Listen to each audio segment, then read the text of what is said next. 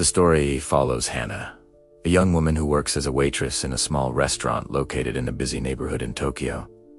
Hannah lives a simple life, full of routine and silence, keeping herself distant from complications and personal relationships. She dedicates herself to her work with commitment, always maintaining a reserved demeanor, which makes her colleagues see her as a mysterious figure. Hannah's life begins to change when a mysterious man, Kato, appears in the restaurant. He is the boss of one of the most feared Yakuza clans, and his gaze is fixed on Hannah.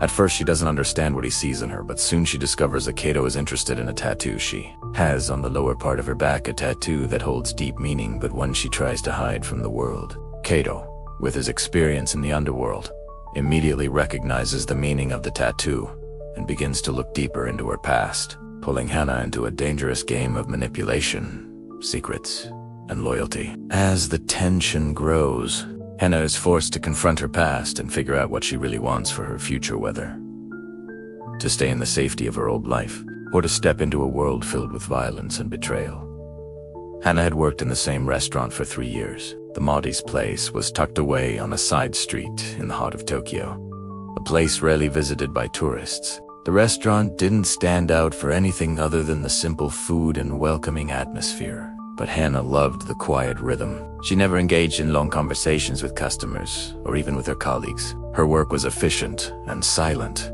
and that gave her the peace of mind she cherished. She had her own secrets, like everyone else, but hers were deeper. Her tattoo, hidden beneath her simple waitress clothes, was the biggest of her shadows, a symbol of a part of her past that she preferred to forget. One night, while serving a table near the window, a man entered the restaurant. He was tall, with an air of authority that immediately drew attention. His elegant clothes and sharp gaze indicated that he was no ordinary person. Hannah noticed the way he surveyed the surroundings, as if he were looking for something or someone. He ordered a bottle of sake and settled at an isolated table. At first, she thought he was just a regular customer, but something in his gaze made her feel that he wasn't there by chance. Hannah approached the table, trying to maintain her professional posture, but something made her hesitate. When he looked at her, his eyes seemed to see through her facade. At first, she thought it was just a feeling, but soon she realized he was paying too much attention to her movements. "What do you recommend?" he asked, his voice smooth, but carrying an intensity that made the air around them feel thicker. "Welcome back, everyone. Today, we're diving into a story that starts in the warm, comforting steam of a ramen shop but quickly descends into a world of secrets, power, and danger." "We have excellent ramen," Hannah replied, her voice steady, but inside, a storm was brewing.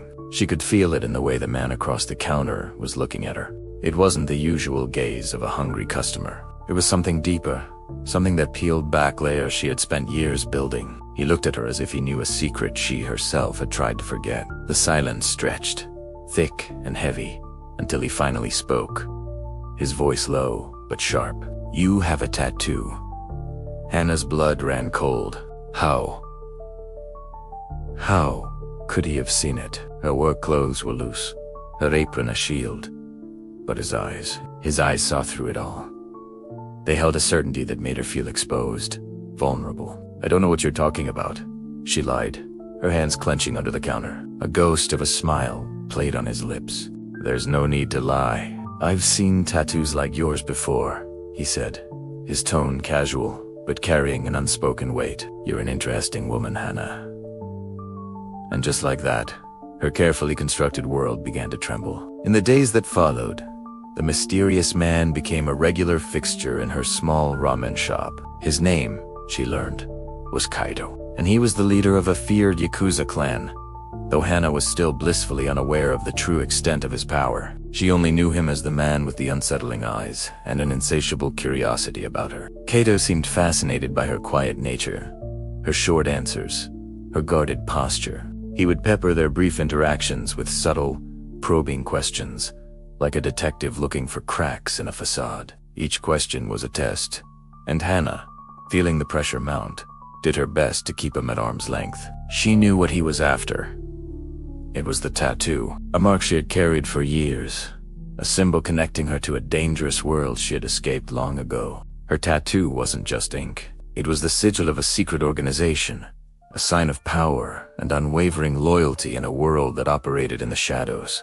Few people could recognize it, but for those who could, it was a language all its own. She had run from that life, desperate for anonymity and peace. But now, it seemed her past had finally caught up to her, walking right through the front door of her restaurant. Kato's visits grew more frequent, his presence more intense. He was no longer content with just watching her from across the counter. He started extending invitations for lunch, for dinner. Hana refused at first, making excuses, but his persistence was a quiet, unyielding force. He had a way of asking that didn't feel like a question, but a command wrapped in polite words. "I'm not asking for much," Hana, Kato said one afternoon, his voice smooth and disarming. "I just want to understand who you really are." But she knew better. He wasn't just interested in small talk or getting to know the local ramen chef. He wanted something more, something intrinsically tied to the mark hidden on her skin. He wanted the secret she had sworn to protect, and Hana was beginning to realize that she was running out of places to hide. The quiet life she had fought so hard to build was on the verge of shattering. What is this secret organization? And what does Kato truly want from her? Let me know your theories in the comments below. Thank you so much for watching. If you enjoyed this story, don't forget to hit that like button, subscribe, and ring the bell so you never miss an update. We'll see you in the next one. Kato decided it was time to show Hana the real reason for his interest. One night, he invited her to a private dinner at an upscale restaurant, a world away from the small eatery where she worked. The air was thick with unspoken words until Kaito finally broke the silence. He revealed the truth. He knew about her tattoo because he, too, belonged to that same hidden world. He explained that the mark on her skin was more than just ink. It was the symbol of a secret, rival faction, one thought to be long gone, but now clawing its way back from the city's shadows. And Hana, as someone marked by this organization, was in grave danger. "You don't understand?" Hana, Kaito said, his voice dropping to a serious, low tone. "That tattoo you carry, it's the key to something much bigger. And now, they're after you." Hana felt the ground shift beneath her. The past she had fought so hard to escape was crashing back into her life, more menacing than ever. Kato offered her protection, but his help came with a price. He needed her to help him dismantle this resurgent organization, using her tattoo as a key to unlock their most guarded secrets. But Kato was missing a crucial piece of the puzzle. He didn't know that even though Hana had fled that life, she hadn't left behind the skills and the ice-cold resolve needed to survive it. She was caught in a painful conflict, her loyalty clashing with her desperate longing for freedom. She knew that whatever choice she made, there would be no turning back. Hana spent the next few days lost in thought. The weight of her decision felt more suffocating with each passing hour. The restaurant, once her safe haven, now felt like a gilded cage. Kato had become a constant presence in her life, a shadow she couldn't shake. Deep down, she knew he was right. The organization she once served would never let her go. Her past was a ghost that refused to be buried. She didn't trust Kato, not completely, but she couldn't see another path forward. The tension between them crackled in the air. Every conversation was a high-stakes game, their words sharper than any blade, their glances heavier than a death sentence. Then, one night, Kato summoned her for another meeting. This time, the location was different. An old, isolated mansion, enshrouded by tall, dark walls. The place felt like a sanctuary of secrets, a perfect reflection of the Yakuza world, distant, cold, and deadly. As Hana stepped inside, she found Kato waiting in the main room.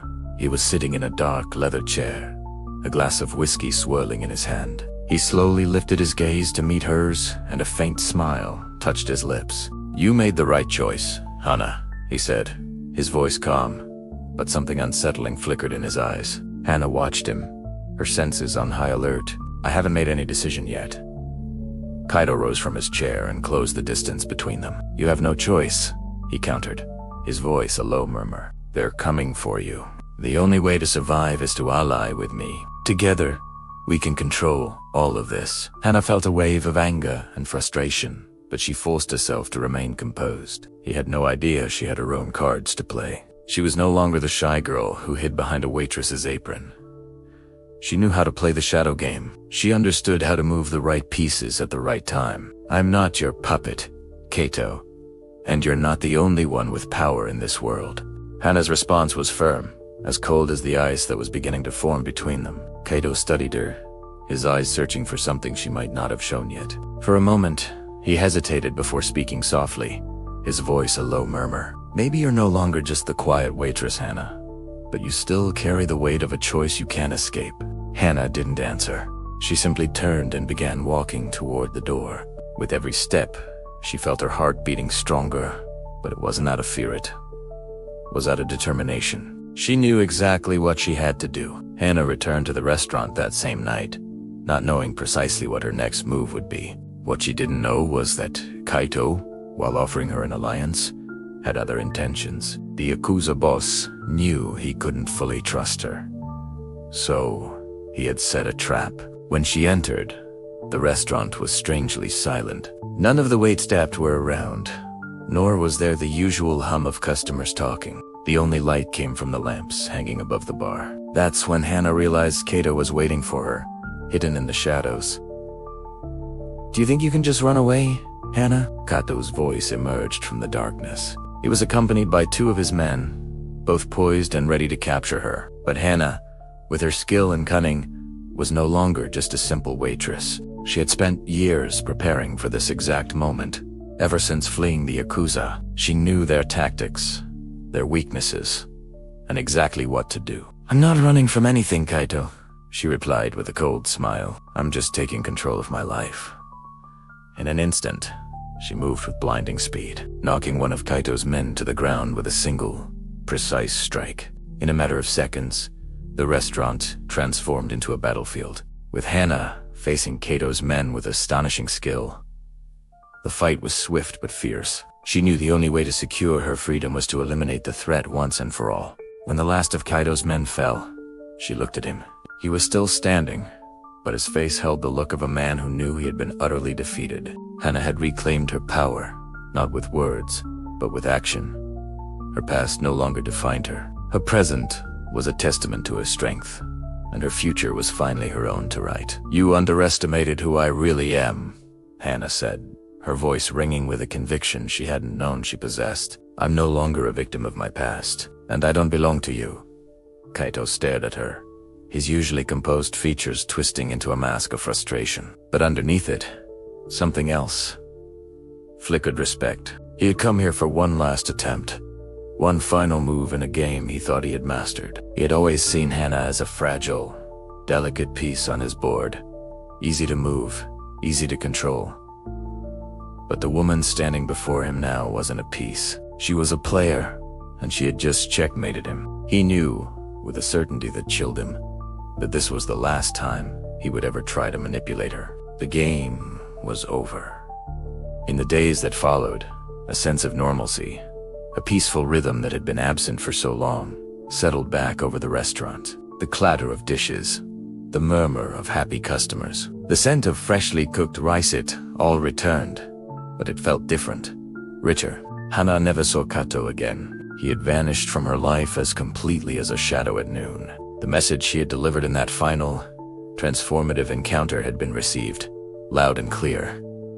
She was not someone to be controlled. She had severed the chains of her past, not with a blade, but with the sheer force of her will. She was finally, truly, in control of her own destiny. With the looming threat of the Yakuza, now a distant, powerless memory, Hana continued her life, but as a changed woman. The quiet, reserved waitress who once tiptoed through her days, afraid of her own shadow, was gone. In her place stood a woman who had walked through hell and emerged not just intact, but victorious. She was stronger, more resilient, and more fearless than she had ever imagined possible. Her steps were firm, her gaze direct, her smile genuine. She interacted with her customers not with timid deference, but with a quiet confidence that drew people in. They saw a woman who was comfortable in her own skin, a woman who owned her space in the world. The intricate tattoo, the one that had been a brand of ownership and a constant, painful reminder of a life she hadn't chosen,